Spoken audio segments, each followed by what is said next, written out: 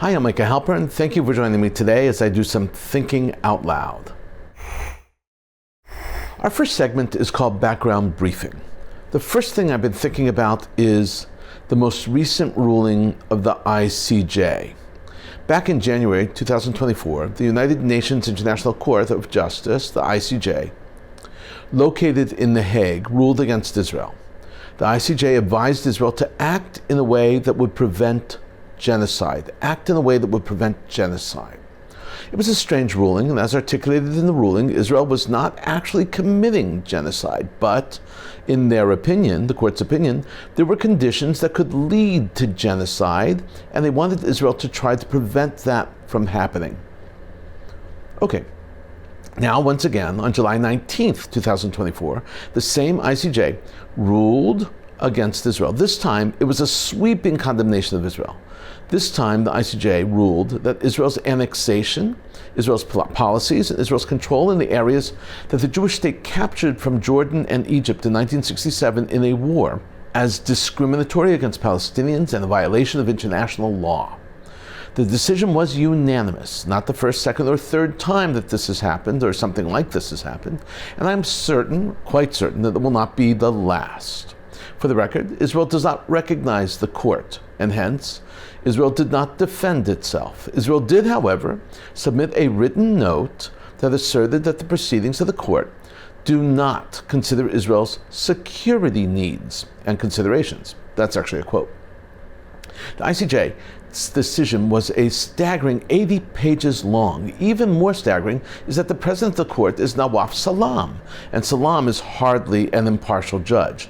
From 2007 to 2017, Salam served as Lebanon's ambassador to the UN.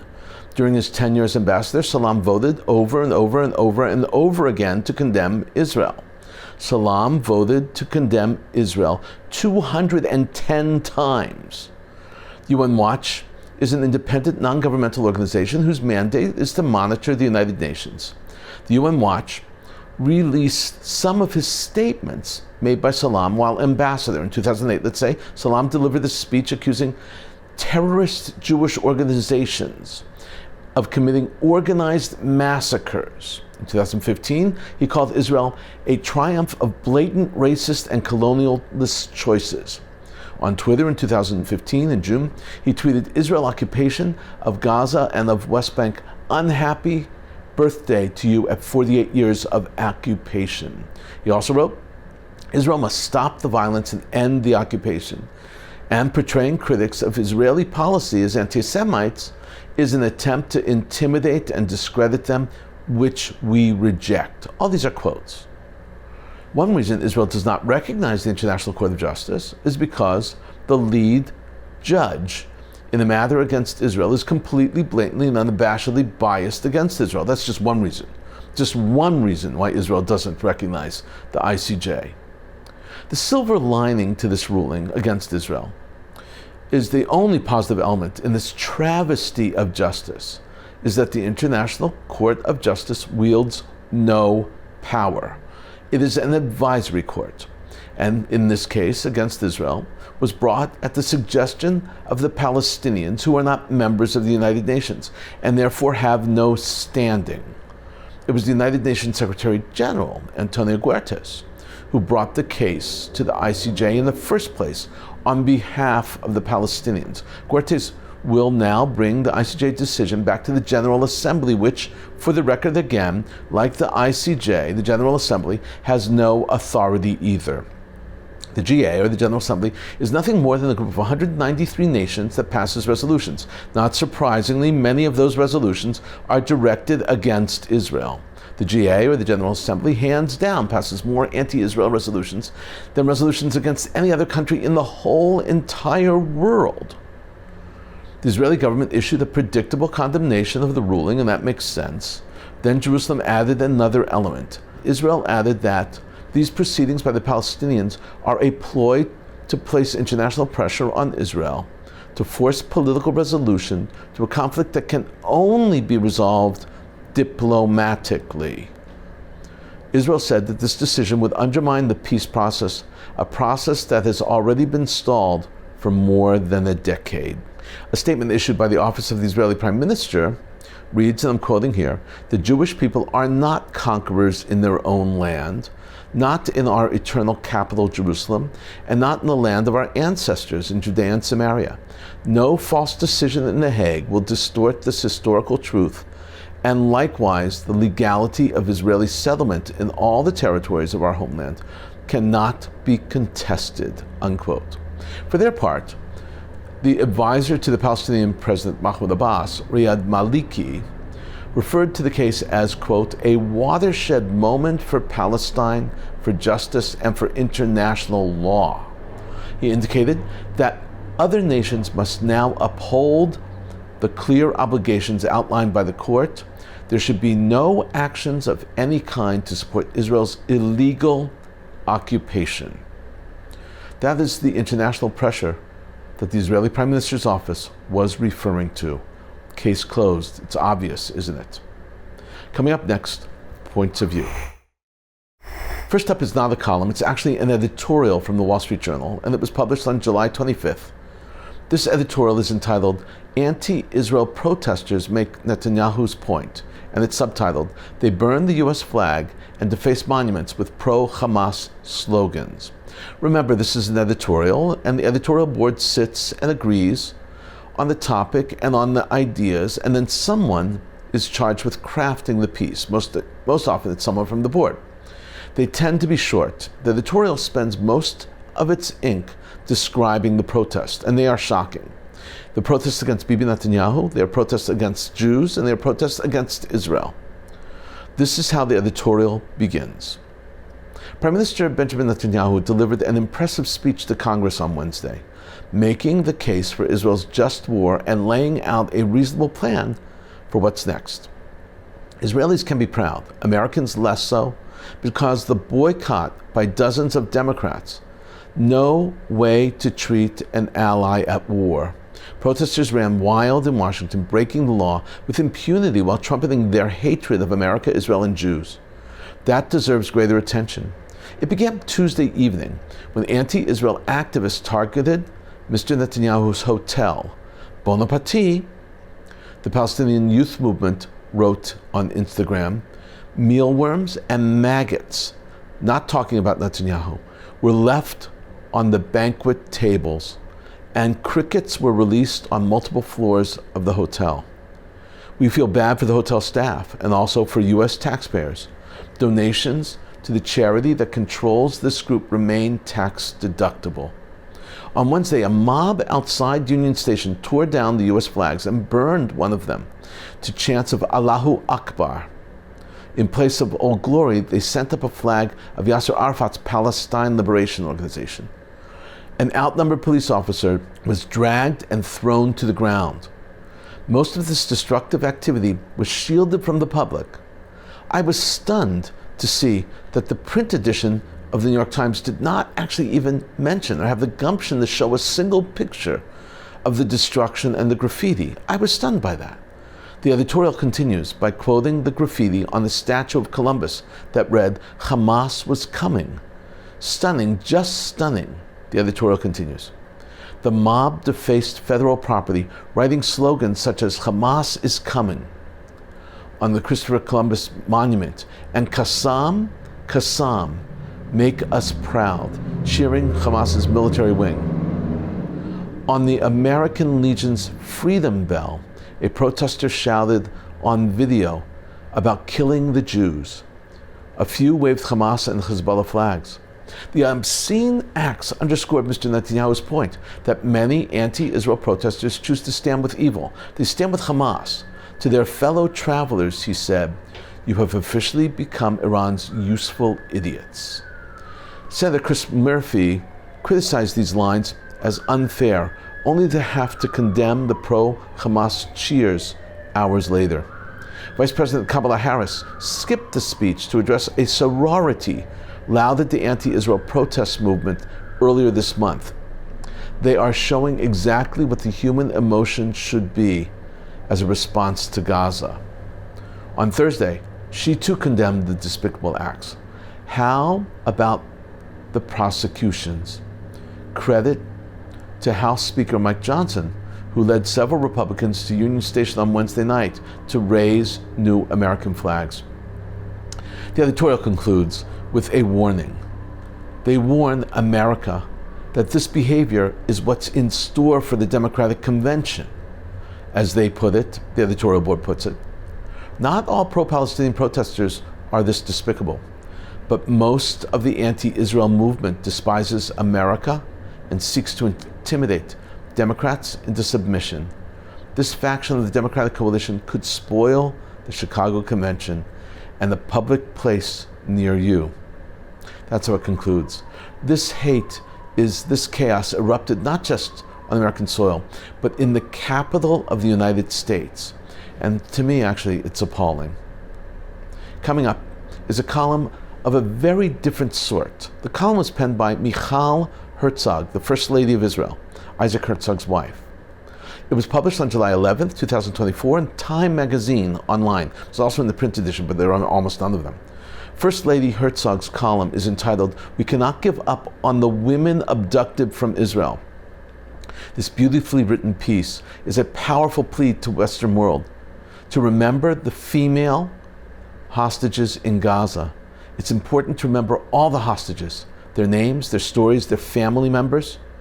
But the reality is that women are especially at risk for the most horrific forms of physical and emotional torture taking place. This piece is so powerful. This is how Micah Halpern begins. At the 9-month mark since Hamas terrorists attacked Israel and abducted more than 200 people, among them life-loving young women snatched from a music festival, mothers taken from their beds, sisters and daughters ripped from the optimism and vitality of the youth and their lives, we must ask, what has happened to our humanity? Our capacity for empathy for the hostages as well as the innocent women and the girls of Gaza. Our ethical intuition, our sense of allegiance and responsibility to these women hostages. In the horrifying footage of their capture on October 7th, 2023, from the Nahal Oz base, 18 and 19-year-old girls are bound hand and foot and face against the wall, passive objects in their hands of their captors. "You are so beautiful," leers one at a young woman as he binds her hands kneeling. "Here are the females," said another, invoking an ISIS idiom. The intimidation is clear, and it touches every chord of horror available to human experience. Herzog explains that even by imagining the darkest images, we cannot and will not ever adequately conjure up the reality of these women, the experience every day, and they are held in captivity. She writes, "The medieval brutality of Hamas invasion into Israel on October 7th, widely documented, indeed seems to belong to a different era, but it hits notes of fear and terror that are so primal, so visceral, so chillingly familiar to us women. Millennia of vulnerability have been encoded in our bodies. We can conjure in our imaginations the darkest images of women captured in war, paraded through the streets as trophies, kept in cages, subject to every whim of their captors. It is a reality in which the darkest and most brutal of human impulses are laid bare. There is no moderating or civilizing force. This should alarm every single one of us. The significance of this particular brand of violence against women, of the reported ongoing crimes against the female hostages in Gaza, is that rule of law, so carefully put in place over the centuries of progress, is being actively disregarded and defiled. We need to face the facts. This weaponizing of women's bodies, this weaponizing of sexual assault and rape in warfare since October 7th has taken the entire human race many steps backwards. Civilization is failing these captives right now, and it is failing every one of us. Herzog now asks one simple question: where is the public? She wants to know why the world is not speaking out in defense of these women. And she writes, where is the public outcry?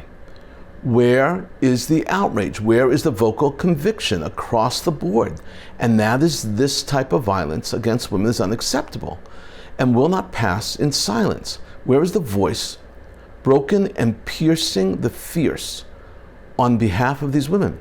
on behalf of civilization? Where is the demand, wall to wall, that they must be brought home now, as she put it? As the column concludes, Micah Halpern reveals to us that she has not given up, and she asks that everyone raise their voice to help the hostages, men and women.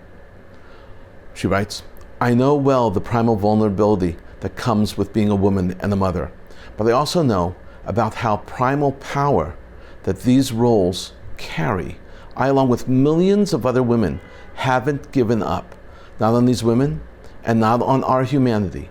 I call upon every person to speak out for all hostages, women and men, still being held by terrorists, and help bring them home." This is an excellent, excellent piece. Thank you so very much. Coming up, commentary through cartoons where pictures tell the story. I'm going to show you 8 cartoons, memes, and headlines today. The first cartoon is a classic anti-Israel cartoon. Bibi is depicted with a huge sledgehammer, and with that huge sledgehammer, he is trying to swat a tiny fly called Gaza. The cartoon is called Excessive Force. Nothing else needs to be said. In this next cartoon, Hamas has their Iron Dome. Their version is a child strapped to a shield. The meaning is obvious also. The Hamas secret defense system is, of course, human shields.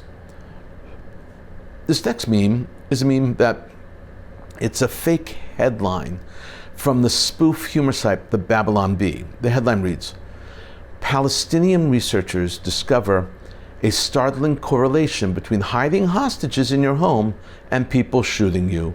So very funny, so true.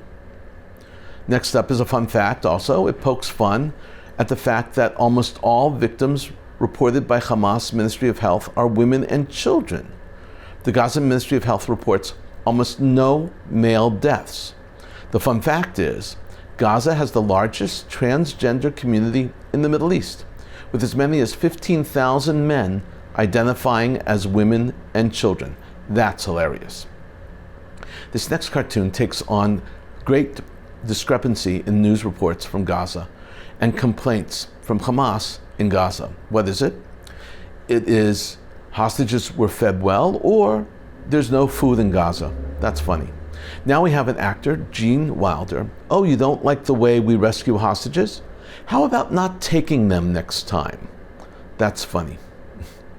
This last meme is just fun, and I have shown several cartoons several times over the years pointing out these kinds of changes and how things have changed over time. The cartoon takes a look at the jungle gyms. I remember those jungle gyms so well. We used to play on them for hours. This meme reads, "Kids today are soft. I died once when I was 5, and my mom made me walk it off." In a moment, more of my own perspective and a few predictions. Olympic season has begun, but this Summer Olympic is much more than fun and games. Police in France have arrested a 15-year-old boy who lives in Ivry-Saint-Seine, bordering on the southern suburbs of Paris, on suspicion of threatening to kill Israeli President Isaac Herzog. According to a report in Le Parisien, the boy posted about Herzog's arrival in Paris in time for the opening session of the Olympics and called for an attack. During the police investigation, the 15-year-old French boy admitted to publishing the post. French police have also opened an investigation into death threats made against 3 Israeli athletes at the Paris Olympic Games. The Paris prosecutor's office has told us that the anti-cybercrime officers are also investigating the release of athletes' personal data on social networks, and they are seeking to have it removed. As if that's not enough, Israel's foreign minister warned his French counterpart that a potential Iranian-backed plot to target Israeli athletes and Israeli tourists during the Paris Olympic Games is in play. To protect them from hateful anti-Israel hooligans, Israeli athletes in the Games are being escorted to and from events by elite tactical units and given 24-hour protection throughout the Olympics. Israel's internal security service, Shin Bet, is helping with security there.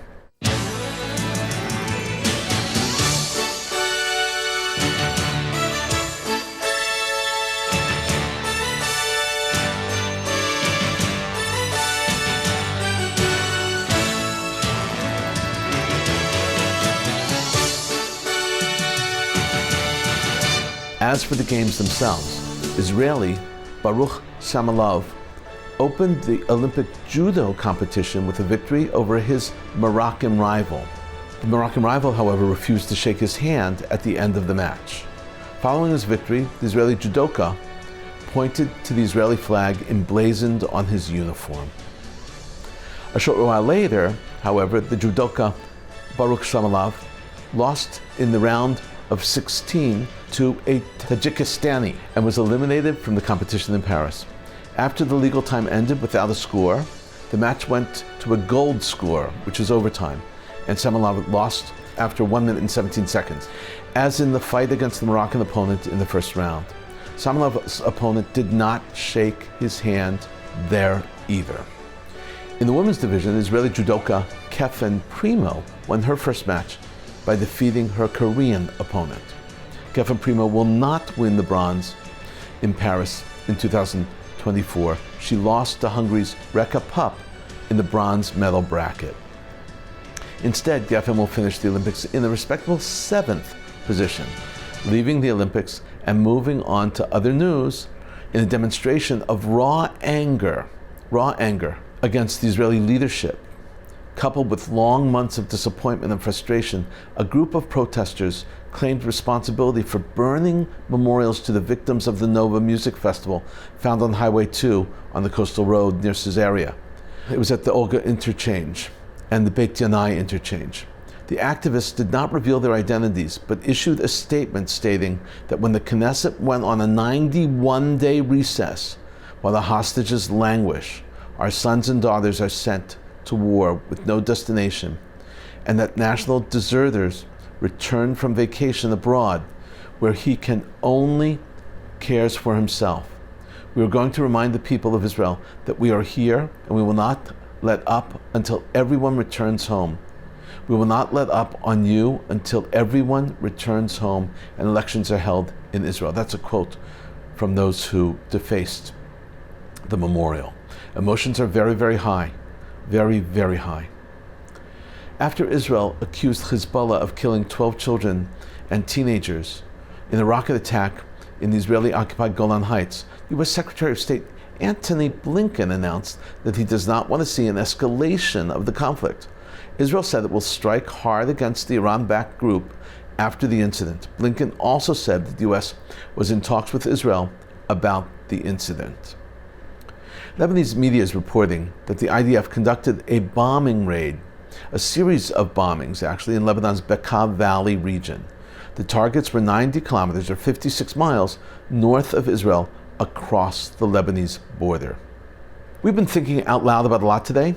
Now that you know what I've been thinking, let me know what you're thinking. Email me at micah@jbstv.org. Tweet me at Micah Halpern. Tell me what you think. Before we end, let me leave you with one piquante piece of information. The musical piece we're about to hear is a medley of several songs, rather prayers, that have been sung and spliced together by different people. Sung by different people and spliced together by one unit. The musical background you will hear is the Great Jerusalem Philharmonic, and you see them playing actually. This medley is entitled Otfim B'Tfilah. Translated into English means enveloped in prayer, but I actually would have translated it as wrapped in prayer. The word otef is the same word used in the blessing for the talit, the prayer shawl. In the case of the prayer, it's used in the reflexive form, lehitatef batzitzit, to be enwrapped with the prayer shawl. The first song in the medley is Psalm 121, a psalm that everyone should know. Lift up my eyes and see the mountains.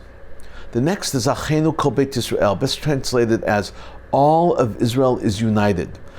This prayer, by the way, is first found in the 11th century Siddur, or prayer book, called the Machzor Vitri. It's part of the traditional liturgy said on Mondays and Thursdays after the Torah reading. It asks God to have mercy on the captives and help facilitate their release. The music was written in 1990 by Abby Rosenberg, an Orthodox composer from Toronto.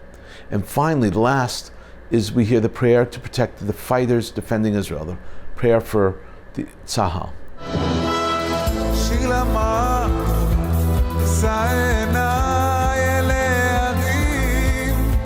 מאין יבוא עזרי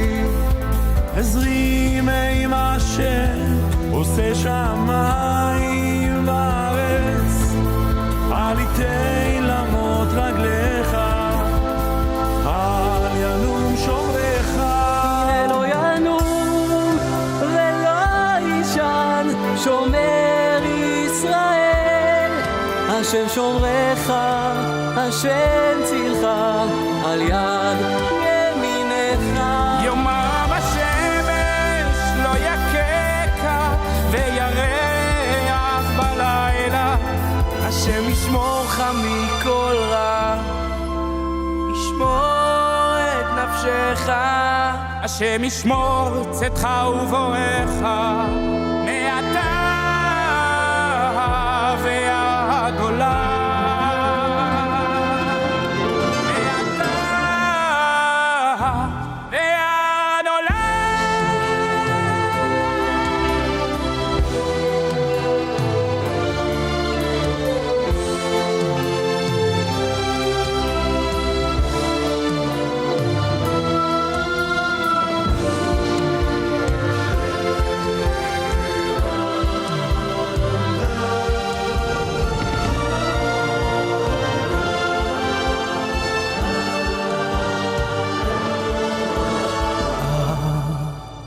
אחינו כל בית ישראל, אחינו כל בית ישראל, הנתונים בצרה ובשביה, העומדים בין בים ובין ביבשה. המקום ירחם עליהם ויוציאם מצרה לרווחה, ומאחל לאורה ומשעבוד לגאולה שתה בגלה ובזמן קריב.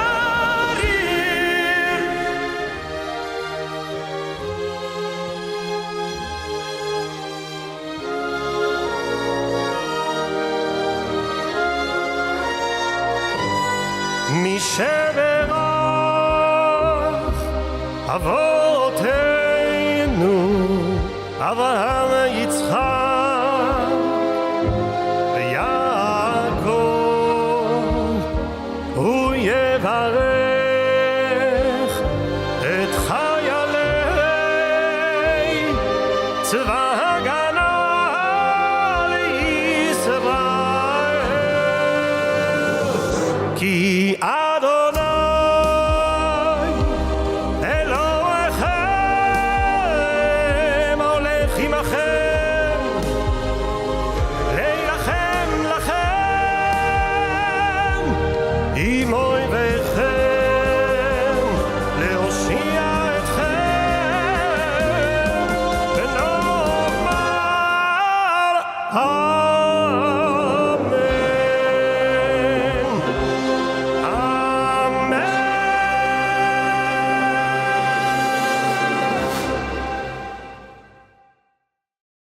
I found the musical rendition to be very powerful and very moving. So too are the curated images that follow the music. Thank you for thinking out loud with me, Micah Halpern. Let's think out loud again next week on JBS.